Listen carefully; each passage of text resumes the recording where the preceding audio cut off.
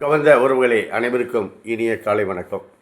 சற்றேறக்குரிய 21 ஆண்டுகளுக்கு முன்னால் இதே டிசம்பர் மாதம் 26ஆம் தேதி ஞாயிற்றுக்கிழமை காலை சுனாமி என்கின்ற கொடுமையான அரக்கன் பல லட்சக்கணக்கான உயிர்களை கொலை செய்து கரையோரத்தில் வலை வீசி இந்த மனித மீன்களை பிடித்து சென்ற அந்த அகோரமான கோர தாண்டவமாடிய அந்த சுனாமி பேரலையின் நினைவு நாள் இன்றைக்கு 21ஆம் ஆண்டு நினைவு நாள்.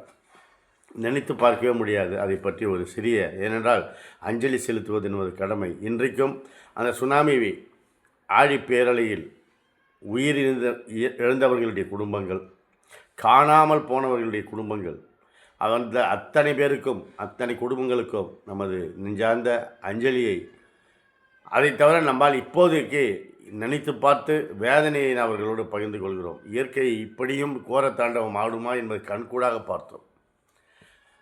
கொஞ்சம் கூட அழகான இந்த கடலா இப்படி கொந்தளித்தது. மெதுவாக வெள்ளை நுரைகளோடு அமைதியாக வந்து ஆர்ப்பாட்டமில்லாமல் கரைகளை தொட்டு போய்விடுமே இந்த அலைகள். மக்கள் கரையோரம் இருந்து இந்த கால்களை நனைத்து கொண்டு அந்த தண்ணீரை எடுத்து தலையிலே தெளித்து கொண்டு கடலையும் தெய்வமாக பாதித்து போற்றி வணங்கிவிட்டு போவார்களே. அப்படிப்பட்ட அந்த கடலுக்கு எப்படி அந்த சீற்றம், அந்த கோபம், அந்த கோர தாண்டவம் ஆட ஒரு மனசு வந்தது என்று இப்போது கூட கரை ஓரம் சென்று நின்றால் அந்த வேதனைகளை இல்லாமல் நான் வந்தது கிடையாது. நம்ம பொதுவாகவே கடலுக்கு போனோம்னா பல சிந்தனைகளோடு போவோம். ஆனாலும் இந்த கடல் அலைகளை பார்க்கிற போதெல்லாம் அன்று இந்தோனேசியாவில் இதே டிசம்பர் 26 சுமுத்ரா தீவின் கடல் பகுதியில் ஏற்படுத்த அந்த நிலநடுக்கம் நமக்கு கேள்விப்படவே இல்லை. இது கடலுக்கு அடியில் ஏற்பட்ட அந்த நிலநடுக்கம் சுனாமியாக மாறி 30 மீட்டர் உயரத்திற்கு அந்த அலைகள் எழும்பி கரையோரம் வந்தால் எப்படி இருக்குமாறு இந்தோனேஷியா எங்கே, இந்தியா எங்கே, இலங்கை எங்கே, பர்மா எங்கே, மலேசியா எங்கே, இப்படி 14 நாடுகளிலே ஏறக்குறைய 2,29,866 உயிர்களை பலி கொண்டது அந்த சுனாமி. 2 லட்சத்திற்கு மேற்பட்ட 2,29,866 உயிர்களை பறித்து கொண்ட அந்த சுனாமி அரக்கன் நெஞ்சம் பதறுகிறது. இப்போது பார்த்தா அந்த காட்சிகளெல்லாம் ஒரு முறை பார்த்து நினச்சி பாருங்கள். நான் பார்த்தோம். அது என்ன எனக்கு ஒரு பெரிய கிளியும் பயம் என்ன வந்ததுன்னா, அதுக்கு முன்னா நாள் கிறிஸ்மஸ் அன்றைக்கி இந்த 2004 கிறிஸ்மஸ் அன்றைக்கி நான் 2 என் பிள்ளைகள், நண்பர் நாகரத்னம் 4 பேர் நாங்கள் சென்னை மெரினா பீச்சில் தான் இருந்தோம் 6 மணி வரைக்கும். அந்த அழகை ரசித்து விட்டு இருட்டு விட்டதே என்று நாங்கள் மெயின் ரோடுக்கு வந்து பஸ் பிடிச்சி பிராட்வே வந்து வேலூர் வந்து சேர நாங்கள் 12 மணி ஆச்சு. நைட்டு 12 மணி படுத்தோம். அந்த இனிமையான நினைவுகளோடு தான் படுத்தோம். ஆனால் காலையில் வழக்கமாக எனக்கு அப்போ லேண்ட்லைன் தான் வழக்கமாக எனக்கு ஃபோன் பண்ணுறேன் என் நண்பர் குணசேகரன். சார் தயவுசெய்து டிவி பாருங்கள் சார், ரொம்ப மனசு கஷ்டமாக இருக்குது சார். என்னென்ன வச்சேன் நம்ம டிவி பார்த்தா, அப்பா இன்றைக்கு நினச்சா கூட அப்படியே சிலிர்த்து போகிறது உடம்பும் அந்த உள்ளமும். அப்படி ஒரு இந்தோனேஷியா அந்த கடற்கரை ஓரத்தில் சுற்றுலா, அந்த பெரிய பெரிய கெஸ்ட் ஹவுஸஸ்ஸு, ரிசார்ட்ஸு, அங்கே விளையாடி கொண்ட குழந்தைகள், மீனவர்கள், அப்படியே பலாயிரக்கணக்கான மக்களை அவை இனம் தெரியாமல் குழந்தை வித்தியை எதுவுமே தெரியாது. என்ன தெரிய போகுது கோர தாண்டவம் மாறாத அலைகளுக்கு. அப்படியே அலை கரையிலேருந்து ஏறக்குறைய 1/2 கிலோமீட்டர் 3/4 கிலோமீட்டர் தூரம் போய் கிராமங்களை, வீடுகளை, அந்த ரிசார்ட்டுகளை, அங்கே இருந்த மனிதர்கள்லாம் அப்படியே போய் கபடியில் சொல்லுவாங்க ஏறி அடிட்டாங்க. அப்படி கரை ஏறி அடித்து அப்படி ஒரு வெறியோடு அடித்து அந்த வீடுகளை, அந்த மனிதர்களை அப்படியே சுருட்டி எடுத்துமே கடல் தூக்கி போயிட்டே இருந்துச்சு.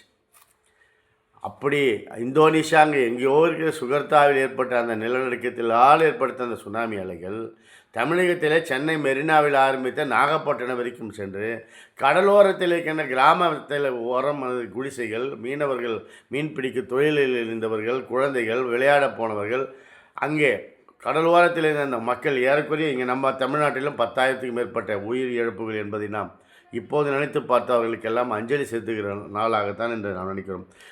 அதிகபட்சமாக நாகப்பட்டினத்தில் 6,000க்கு மேற்பட்ட உயிர்கள் அங்கே சுனாமிக்கு இரையாகப்பட்டன.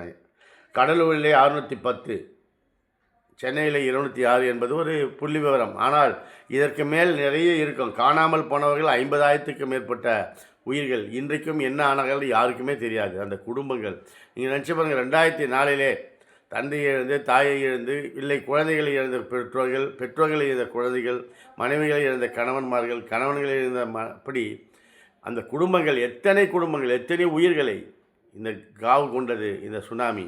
அந்த சுனாமியிலே உயிரிழந்த அத்தனை குடும்பங்களும் இன்றைக்கு ஏதோ ஓரிரு அதில் இருந்தவர்களெல்லாம் படிக்க வைத்து அவர்களுக்கு வீடுகள் கட்டி கொடுத்து மிகப்பெரிய அளவிலே தொண்டு நிறுவனங்கள் எல்லாம் முன்வந்து மனதை கல்லாக்கி கொண்டு அந்த மனித பிணங்களை அந்த கடற்கரை ஓரத்தில் நம்ம அப்புறப்படுத்துகிற அந்த காட்சிகள் எல்லாம் இன்றைக்கு நினைத்தார்கள் அப்படியே கண்ணீர், ரத்த கண்ணீர் வடிக்கிறோம். 2 விஷயங்க. அந்த சுனாமி என்ற அரக்கன், கும்பகோணத்தில் குழந்தைகள் தீக்கட்டைகளாக எரிந்து போன அந்த 2 சம்பவங்கள் நம்ம நெஞ்சுகளை விட்டு அகலவே இல்லை.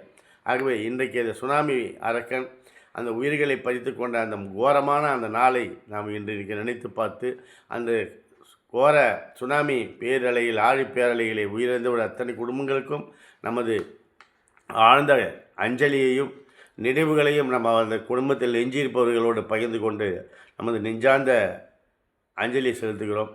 இயற்கை அன்னையை நாங்கள் ஏதாவது தவறுகள் செய்தார்களோ மன்னித்துக்கொள். இன்னொரு முறை எங்களுக்கு இந்த மாதிரி கடுமையான தண்டனையை கொடுத்து விடாது.